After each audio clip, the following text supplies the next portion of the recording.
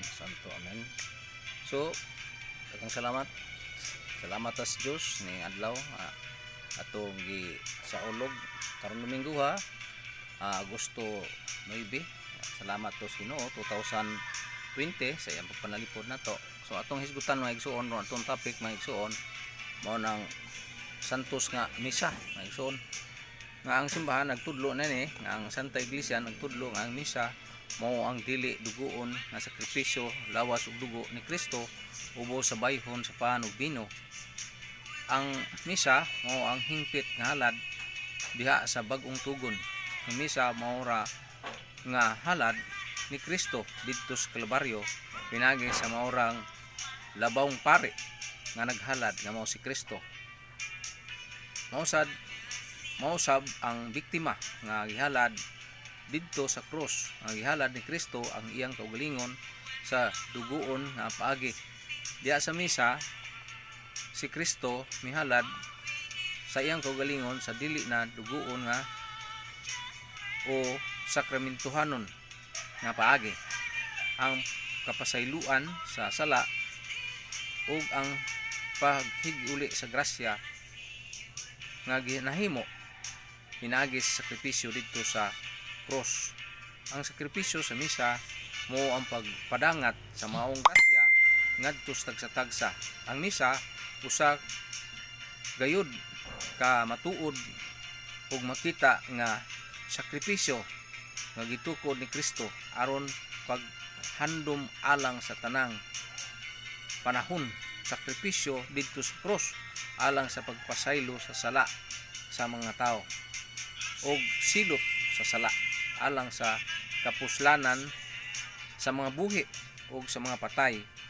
Aron pagsaulog niining maong sakripisyo si Kristo nagtukod ug linain nga pagkapari alang niini. So mo na nga ang orden ng pare ang mumisa orden pres gyud, dili pwede nga si bisang kinsa lang mumisa nga walay orden pres, dili siya tagutan nga mumisa niya ng orden pres. Mahimo man ako magmisa ko pero dili na mao illegitimate. Ano man kay naay authority ang gihatag simbahan nga ang pare lamang mao makamisa. So unay magmisa sa inyo nga di pare, ayaw nagdawata kay usa na ka binuang ilad na. Ano man ang simbahan naghimo ug usa lang kahalad ang mumisa ug konsagrar mao nang panog bino pare ra way lain mga igsoon. Nya to mga igsoong di Katoliko mo ingon sila nga ang misa ni Kristo kausara dito sa Kalbaryo. Wa na laing mohimo niya na. Mga Hebreo 7:27. Nya ang paghalad sa misa sa bagong tugon si Kristo ra gyud nga gipuli sa mananap Hebreo 10:11. Nya ikato mga awit naman pagsimba mo atong buhaton niya na wala na ang misa o pulong sa Dios atong paminawon o pagampo. Kolosas 3:16. Nya kaupat ng supak Mateo 26:26-28 nga kumana himuana ni Kristo wala na usba, wa na subli-subli. So ato nang tubagon mga igsoon kay dinhi god kinahanglan nato ang tubag na mga igsoon. Unas tanan unsa magay misa. So ang misa dili dugoon nga sakripisyo ni Kristo didto sa Kalbaryo. Kay mo naman ang paghalad niya Lucas 2:22, Lucas 22:19-20, Marcos 23. Nya ikaduha hingpit nga halad sa bag-ong tugon mao na ang tagna sa Malakias 1:11 nga gikan pagsubang sa adlaw antud sa pagsalop ang Dios mismo maghalad og hingpit nga halad. Sumo nang gitawag nato ang misa mo nang the highest form of prayer sa Katoliko nga katawhan. Ikatulo mga igsoon, paghandom sa iyang sakripisyo didto sa Kalbaryo. So itong Mateo 26:27, 26 ug 28 mao to ang pagtukod ni Kristo sa duha ka sakramento, pagapari ug Eucharistia. Ano man ang pare mao imo konsagrar, dili kay magpapari lang didto niya di day pare nga orden pres. Mahimo man na sa bisang kinsang tao pero wala sila authority tugutan niya na nga mohimo konsagrasyon bisag dili sila pare o pare. So, ang pare na gitugutan pare nga orden pres mga igsoon. Ikaduha mga igsoon, unsa may kadugtungan sa misa diha sa halad ni Kristo didto sa Kalbaryo mga igsoon. Unas tanan ang halad dito sa Kalbaryo no si Kristo. Ang misa si Kristo ug ang pare sa ato pa ko celebration. Pare nga naghalad si Kristo tong sa Kalbaryo nga si Kristo pod ug ang pare mo naghalad niya ng misa. So kung selebrada sila si Kristo ug ang pare nga mo kung celebrar dili kay presider kun dili ko celebration. Kay presider mo nangu magkana nya kay di man ka pangu kay na may pare. So gitawag nag co-celebration mga igsoon. So mo nay laktod nga Italy ana pagsulti ana mga igsoon. Nya ikaduha, biktima di halad si Kristo kadtong dugoon nga hitabo. Pero ang pare dili na dugoon nga hitabo.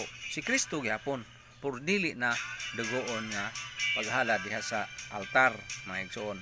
Ikatulo, pagpaila kapila man himo misa makausar ba? Dili kay makausa kay gipasubli-subli man na ni Kristo. Gisugo man na niya.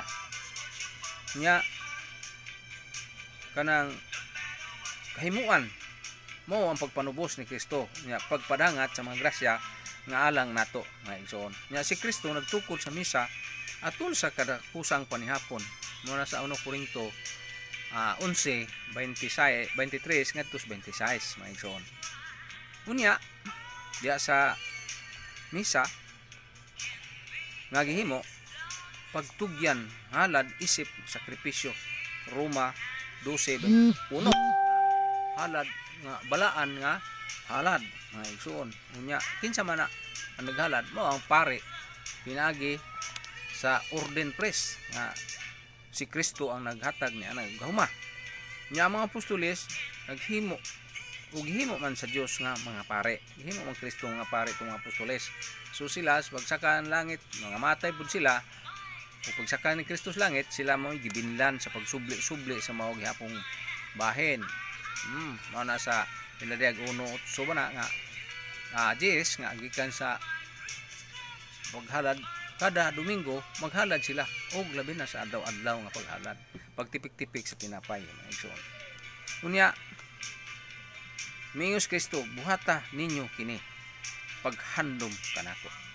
Number 1, konsagrahan ang pan ug bino. Pasalamat sa Kristo diha si Kristo gyud ug ang pare mo i-celebrate siya mo litok niya na. Ituan mas Kristo sa langit siya mo litok sa mong pagsaulog niya na sa konsagrasyon pan ug bino. Mo nang Mateo 26 ug 28 mga igsoon. Unya di na sa misa ikaduha paghalad sa sakripisyo nga dugoon nga mao ang pan ug bino. Konsagrar na humanas konsagrasyon dili na dugoon as sakripisyo. Kadtong iyon Hebreo 7:27 wala tumuhunong adto kundili mapadayunon ang iyang pagserbisyo kay nagbilin man siyang mga katawan ug nagbilin siya simbahan gamay mo padayon ini kay sa may kaluwasan magpadayon niya na kung wa siya ibilin nga sakramento. So mo nang 7 sakrament ang ibilin usa niya na ang number 1 nga sakrament kining ang iyang gibugaton ba mo nang Eucharistia mga igsoon. Unya Roma 6:9 nya dili dugoon nga pagsubli-subli gisulti man ni Kristo. Lucas 22:19-23 ngadto 20 nya halad sa mga nap ilisa na nga gipahunong na ni Kristo. Mo nang Mateo 10:4 nya kama 11 mga igsoon. So nahunong na to nya ang pagkapare ni Melkisedek ang pagkapare di na mailisan nga kadtong kang Aaron ang pagkapare ni Aaron nailisan na pinagi kang Kristo nya diha si Kristo mo na ang nagpadayon na Hebreo 7:11 ngadto 12 mga igsoon. Nya ang pagkapare ni Kristo sa laray ni Melkisedek so naagyapon sa kasumpayan kadugtungan sa mga propeta ug sa naguna mga igsoon.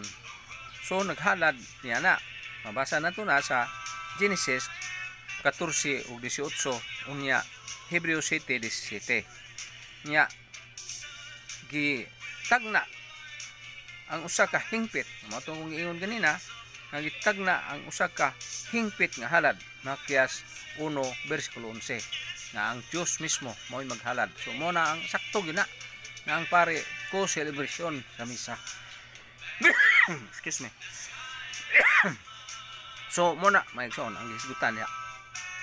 Unya gihalad sa daang tugon. Exodo 25 nya 6 nya 29 kama 29 kama 30. So naay paghimo niadto sa panahon ni Moises ang halad niadto sa tulda maigsoon. Ug nagpadayon continuous ni magtipik-tipik sa tinapay das buhat 2 bersikulo 46 ug buhat 20 bersikulo 7.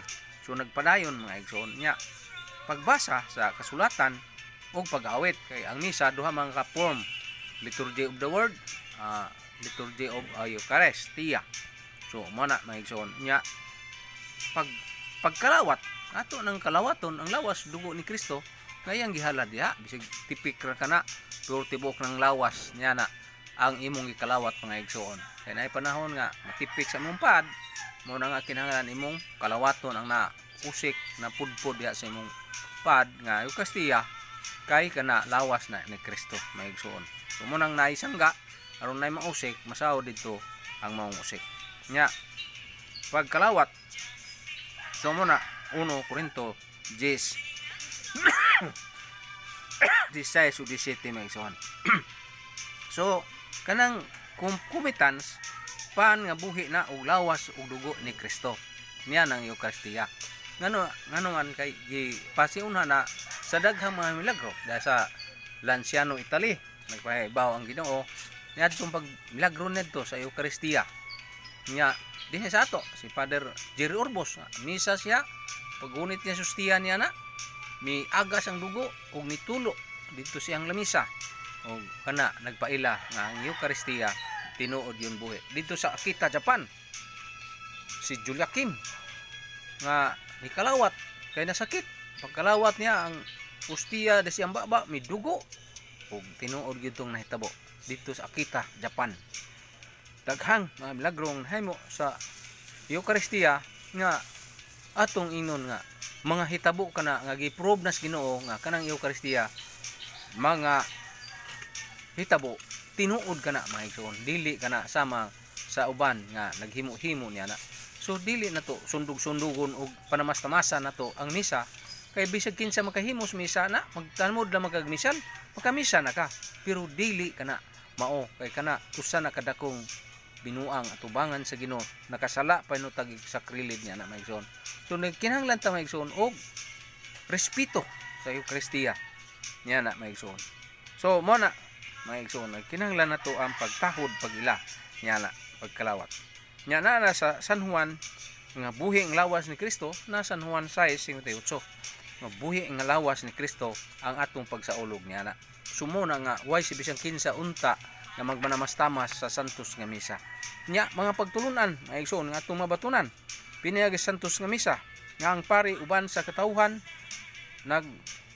nanimba mo halad ngadto sa Dios sa labing taas nga pagsimba pagdaig ug paghimaya sa makagagahom nga amahan gitawag na natong adorasyon mo adorta mo simba tas Ginoo nya pagpasalamat kaniya sa iyang kaluoy ug panalangin nato thanksgiving sa pagpangalyupo sa iyang panabang nga manalangin siya petisyon nato sa atong pagampo diha sa Eucharistia ug paghusay sa paghupay sa iyang kasuko tungod sa daghan natong kalapasan ug pag-angkon sa iyang pakighigala propitiation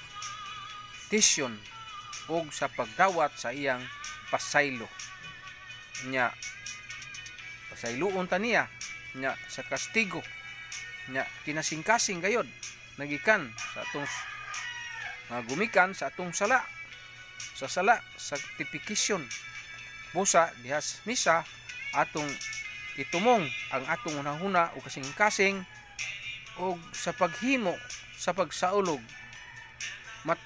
nga tumanon nato ang balaod sa simbahan sa pagsimba sa adlawng Domingo. Ato nang tinghuaon mga igsoon ug ato nang panalungon pasalamatan ang Dios atong pasalamatan niining karong panahon. Panya pamantaning pandemic, so mahimo nga limitado pa ang atong misa pagsimba nato maigsoon. So nanginahanglan ta sa atong pasalamat sa Ginoo sa iyang gugma ug kayo ning kinatas ang pagampo nga mao ang santos nga misa. Nang hinaot ko ato ning sabtan, ato ning paambit sa uban nga nagkinahanglan niining kasayuran.